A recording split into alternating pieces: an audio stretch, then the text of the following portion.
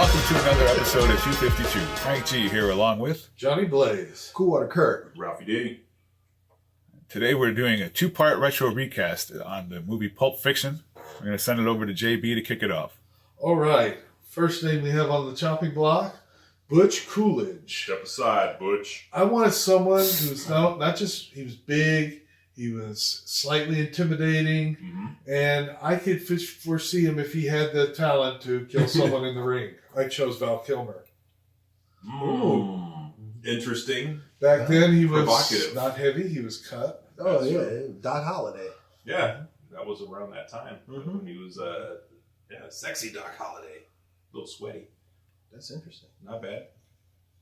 Wow. I completely blew the budget right out of the box. Just from, I have unlimited from top funds. to bottom. Mine goes even deeper because for my Butch Coolidge, the feisty boxer who has to take a dive, Sylvester Stallone. Oh, I wasn't even thinking that. That's kind of cheating. That's not cheating. That's no more cheating than casting Tony Danza as a character named Tony. Good point. I feel, God, this is the first time where I feel like I don't want to say my pick. Yeah. Those are two solid picks. I know. I'm going to go ahead for my Butch. I went ahead and cast Kurt Russell. That's good. Kurt Russell, Snake Plissken, Tango and Cash. Right. This is around the time where he was really in shape. So he could be cut up. Yeah. And then he could do the big hair or the shortcut hair or however way you wanted to pull it. And he's age appropriate, where he's, I believe he was in his early 40s at that time. So it would be the past your prime boxer who shouldn't have been fighting that long. Yeah, that's pretty good. That's a pretty good choice. Mine's better, but I wanted to combine Rocky V with Pulp Fiction so they didn't have to make Rocky V at all. But you know what? That would be a saving grace. We appreciate that. My Butch Coolidge, Ray Liotta. You were thinking the same thing. Kinda. A little bit. Ray Liotta. I mean, what can't Ray Liotta do? Come on, baby. he can't box. All of these guys would be good in a movie together. Yeah. I know. I want to see this movie. All right, next on the list we have Mia Wallace, This was tough for me. Marcellus Wallace's wife. Yeah. I didn't struggle with this one. A name popped in my head right away. Scarlett Johansson. Wait. All right. No. She was a little young. Oh my God, was she 9? Oh, 19. I don't know. No. All right. In 1994, JB on this 1994, All right, she all had right. to be in elementary school. Okay. She's so- 34 now. Well, if we made the movie now, That was 20 We're making years the movie ago. then. 25 All right. years Well, ago. you know what? Rather than have Instead of that, use her mom and then, okay, fine. that's right. rather than have a toddler bride at 10. At 10. Wow, you really shit the bed on that one. All right, Frank, go ahead. Who's yours? Well, I went a different direction with Oh, an I actual hope adult. so. You had an adult. An adult in the role. I went with Whitney Houston. Oh. Damn. Picture the role and the activities required. She knows how to dance. She knows how to snort things off a table. She knows how to pass Not out. know. I will go to bat. She does not. I saw that video. I want to dance with somebody. She was barely moving. Whitney could not dance. I think she could dance enough for this role. However, She could do the Batusi, can't she? Come on. yeah, and she may actually snort real cocaine, or real heroin, rather. For my my Mia Wallace, I went with Phoebe Cates. Oh, she wouldn't need the wig. Yeah, that's good. Yeah, 80s queen. And I would say with her look, and again, I was thinking about with my pick for Vincent Vega, that chemistry, that look with those two, on set. Not bad. I went with someone who wouldn't need a bob wig, who actually had that hairstyle. That's what I thought. Famke Janssen. Yes, young Famke Janssen. She was age appropriate around that time. She was 40. She was in her mid-20s, and when she was really young, she had that smooth face, fresh face, Hollywood actress. Lovely family, Jackson. All right, next we have Captain Coons. Yes. Who had that very uncomfortable hunk of metal keistered in a POW camp. I think Tarantino just can't get away from racial slurs.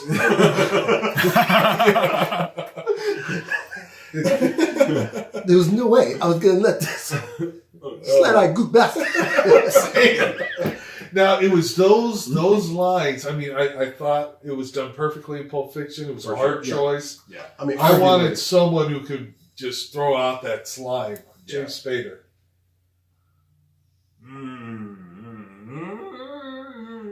The only thing I would say for playing Captain Coons for a young Butch, I think James Spader would have been too young, but maybe. No, I don't think so. I think that's good. You know what? I take that back. That's not good. I don't like it. You had my background. What happened? Yeah, I don't like it. I got James Spader over here. I'm sorry. I went with another older gentleman who, was closer to Christopher Walken age and also has experience playing the captain, Shatner. Oh, damn it. I want to hate that. With or without the dramatic pauses? With the pregnant pauses. You put... I've had this uncomfortable hunk of metal up my hat. I'd like to see a... oh, God. I want to see a movie with Shatner and Walken. Walken, yeah. Shocking. For my Captain Coons, I went with Dennis Hopper. So you are taking the cast of True Romance and putting it in the movie. I am not taking the cast of True Romance and putting it in my movie. I'm just taking talented actors who worked at that time who would be able to do this role. That's exactly what someone who's taking the cast of True Romance and putting it in their movie would say. Well done. I went with a Ralphie D favorite who... Oh my God, it's William Dafoe. Who looks like a war hero. And Michael Ironside. Oh, okay. Oh, there you go. Thank you. All right. Come on. You guys throwing shade at me like I'm... I just knew you were going to say William Dafoe. You guys throwing shade at me like I'm a Hispanic Democrat from New York. Please, chill. Oh! I see what you did there. Thank you. Yeah, Michael Ironside. He's the man. All right, next up, we got Esmeralda Villalobos. Yes. Cab driver. Yes. I chose, and she was age appropriate because I looked it up. Okay. Though you may not think so. Sofia Vergara. Oh, yeah. No, she's right. Yeah, that's She's the right age. Yeah. Yeah, unfortunately in '94 she wasn't working in the youth. I gave her break, man. I'm bringing her into the entertainment business. Yeah. That's what I do. I provide jobs. Yeah, I don't believe she started working in the U.S. until the 2000s. Hey, Hey, that's all right. He's got an unlimited budget. He can fly Hispanic actresses out to the States to do a 7-minute part in his That's movie. right. Yeah. Fly them back. You're not even going to let her stay? Build that wall. Wow. Fly her right back home. Woo, boy. All right, then. Oh, good stuff. Yeah, I went with someone who would have had to marry into the last name because my movie's a little bit wackier here. I chose Fran Drescher, and I hope that she puts on the worst Latina accent of all time. Oh, I love that. You know what? That's uncanny because if you whack as if you ask me what the two most annoying voices in show business is, I would say Sofia Vergara and Fran Drescher. Yeah. For me, I took it back to when I first saw Pulp Fiction. Yeah. And I had no idea who this actress was, but the way she was delivering her lines, the way she kept looking at Butch in the rearview mirror, it was overtly sexual without being sexual at all, if that makes any sense. It doesn't. It wasn't meant to be. That's all on your... For me, I'm sitting there and I absolutely fell in love with Esmeralda Villalobos while I was walking, and I was thinking, when has there been another time where I absolutely just fell in love with a woman while she was doing it, and it took me to Desperado. Yeah. So that's why I cast Salma Hayek as Esmeralda Villalobos. So you have to sit on a couple of phone books, but She would not have to sit on nothing except. oh wow! I think the way the accent, the way she would deliver her lines, Not bad. the way she would be seductively looking at Butch while.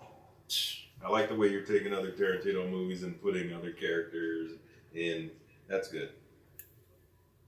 That's so funny. Yeah, I was trying to go with people that he would have picked but didn't get a chance to, as opposed to ones that he already used. But that works too. That's pretty good. See, we can make a good. Pick choices from all of us. We'd make a pretty. That good was Robert Rodriguez, but Tarantino was in the movie. He was in it, and but he was an EP on it. I'm sure he was not an EP. He was just in the movie. All right, he was in the movie. He went New York on me. I chose Valeria Golino. Who? The woman who seduced Rain Man. Right. Oh, okay. Hey, Pee-wee's Big Adventure. thank you. As well as Big Top Pee Wee. Big Top Pee Wee. And she was in, what was the movie with Charlie Sheen? Hot Shots? Hot Shots. Part 2? Yeah, she did the trick with the olive. And she is Esmeralda Villalobos. Oh, yeah. She's, yeah. I can see that. That's a good pick. All right. Thank you. I gave you the who, and then I immediately retracted. Who? Now, next 2 picks I struggle with. Yes. Next up, we have Maynard. Yes. One half of the male raping duo. Spoiler alert. Spoiler alert. Billy rapist. If you have not seen Pulp What a Fiction terrible yet, way to be billed on screen. Male raping duo. I wanted Worst superhero someone. team ever. I wanted someone weird, Yeah. just offsetting. Yeah. I chose Larry the Cable Guy. Hey, I there see you go. what you did there. And That's I good. almost went in Yeah, that that's exact good. same vein that you did. And I did go in that exact same vein. I went with Richard Karn, Al from Home Improvement. Okay. Oh, yeah. that's good. And he's got the same beard as Maynard. Yeah. So Well, Tim, I guess you're going to have to bend over today. Yeah, who could refuse that? I've been okay with it. yeah. So for my Maynard, I went with Drew Carey, and just how Drew with the glasses and that real. Remember when he was like in the early '90s? He had that real nerdy office guy look. Yeah. You know, almost like a Bible salesman. Bible salesman, yeah. Yeah. Sure. Have him looking like that with the glasses like a Bible salesman, Very and then Chris getting Farley excited character. while somebody was getting sodomized in his basement You might enjoy with it. the gimp. That is a disturbing image with the white shirt sleeves, Yeah. the short sleeves on the top. Yeah. Seems like, Step yeah, away from the nigger.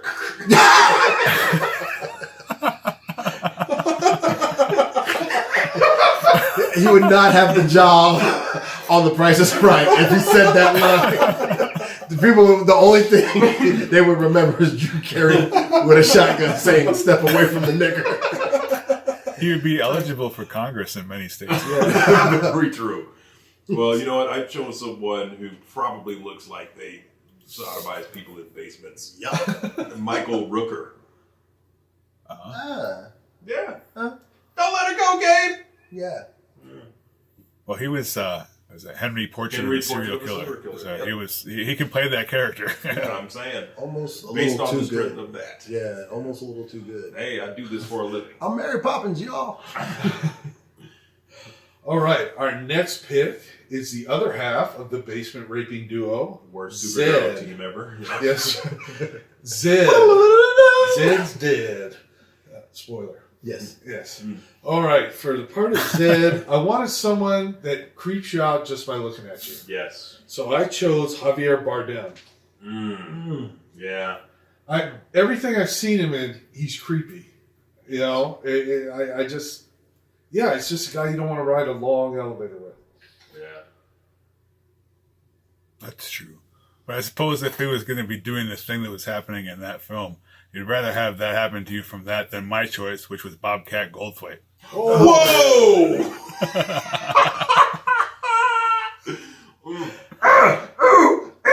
Who also played Zed in Police Academy 2, 3, and 4. So You know, That's I love and hate the choice at the same time. I just don't see. He was a silly villain.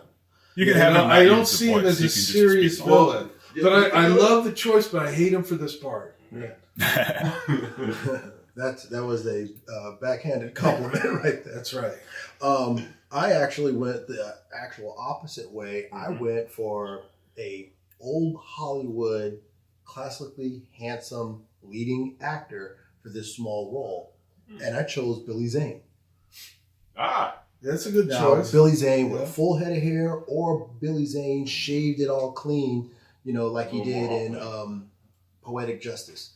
You know, I think the way he delivers his scenes, I think about him as the bad guy in Titanic. You know, how very suave and debonair he was. Meaty. And then you're doing that. Yeah. And he's doing on top of the the gimp's head, Yeah. Billy Zane. Yeah. Yeah. Zed, played by Walton Goggins. Southerner Walton Goggins. Creepy looking Walton Goggins. Excellent actor Walton Goggins. I'm drawing a blank. Sodomizer Yeah. Walton Goggins. As good of a career as Walton Goggins has, I believe in the early 90s, I shudder to think, what was he doing? Sodomizing people. That's why he'd be perfect for this. No, I don't know. All right, for our next dish. Are you saying that my pick isn't justified? Oh, I see what you did there. Thank you. For our next pick, we have Jimmy. Jimmy, who's, if they find that fucking body in the house, he's going to get fucking divorced. No counseling, divorced. And for this part, I chose Jake Gyllenhaal. He seems like I think he played a clean-cut guy. Does it matter that living he in was the burbs? Does it matter that he was a teenager? Well, Jake Gyllenhaal is quite a few years younger than we are right now. But I'm too old for the part. Right. So if this was in 94. Stick with my choices. And in 94, you were 22 years old. You can own a house at 22. That means Jake Gyllenhaal was like 16. Him and Scarlett Johansson. This was before he was Bubble Boy. This was 5 years before he was Bubble Boy. Yeah. I'm going to say the nay. Yeah. God.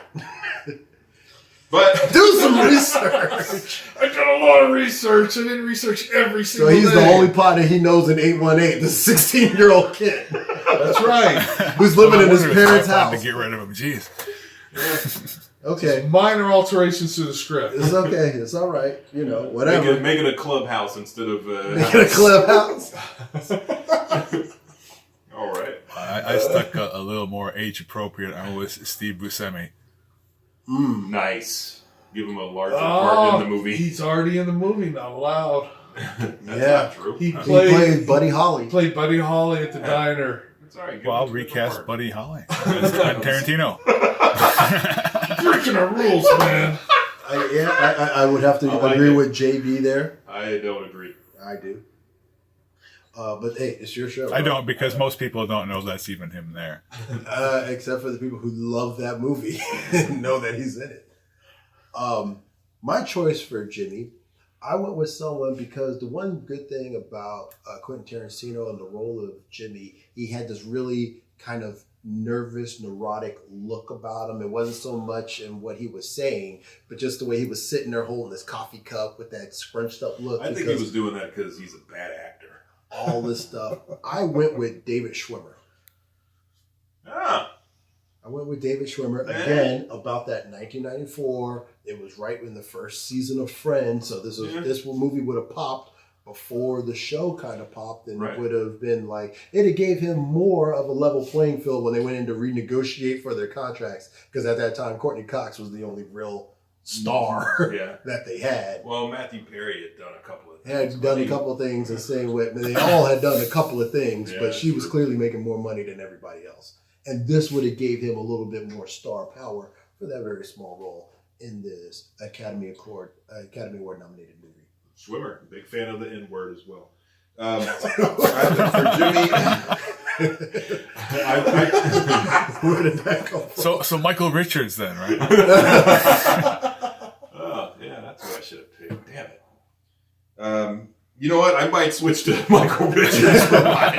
On my paper, though, I have Kevin Pollak. I love Kevin Pollak. I can say Kevin Pollak. You know, he could play that nervous guy. He was also in The Usual Suspects. Yeah, he was. So he could do a cross promotion with your movie and my movie. Okay, I'm just saying, you know. Definitely. You know, talk shit, then read your paper. That's all I'm saying. I didn't say anything about The Usual Suspects. Yeah, a little bit. It was all true romance. Yeah. You know, so. Anyway, keep going. All right. So Kevin Pollak is my choice, JP. Right on. We're down to our last pick. Yes. The Wolf. Winston. I don't remember his last name. Winston the Wolf. Winston something. Wolf. That was it? Yeah, I think it's just Winston Wolf. All right. The Wolf. I chose someone who usually plays smarter roles. Yeah. Someone who moves quickly. Gotcha. And hopefully can pull off an American accent. Jeremy Irons.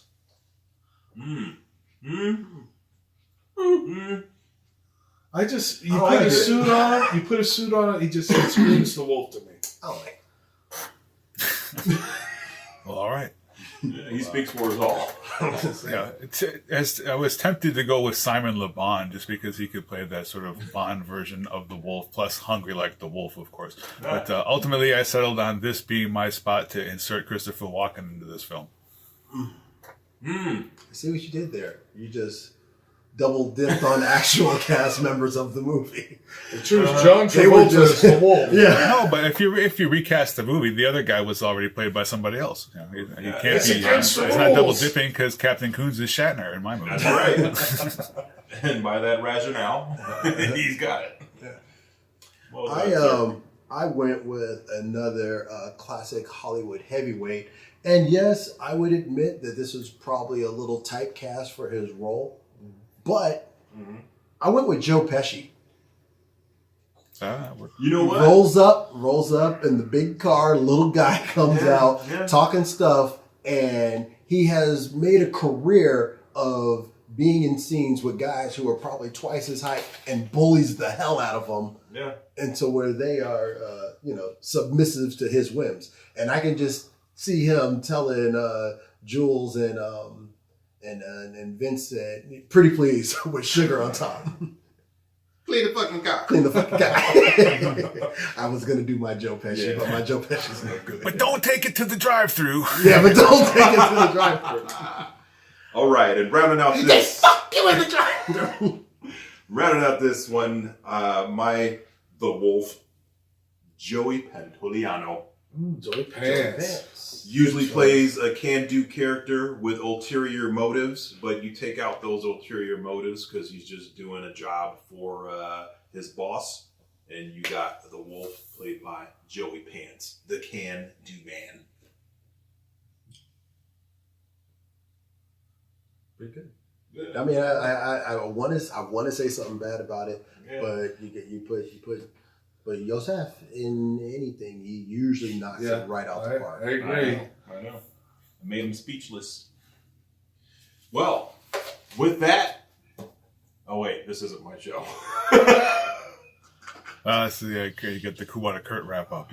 That's right. You know what? It's In the crossover event, Frank, you got anything going out? Not today. I think we've covered all of my stuff. Yeah. I'd like to give a shout out to my man AM at Comics Most Wanted. Like him, follow him, subscribe. And so with that, for Frank G, Ralphie D, and Johnny Blaze, I am Cool Water Kurt saying once again, if you can't get right, get left. Left is this way.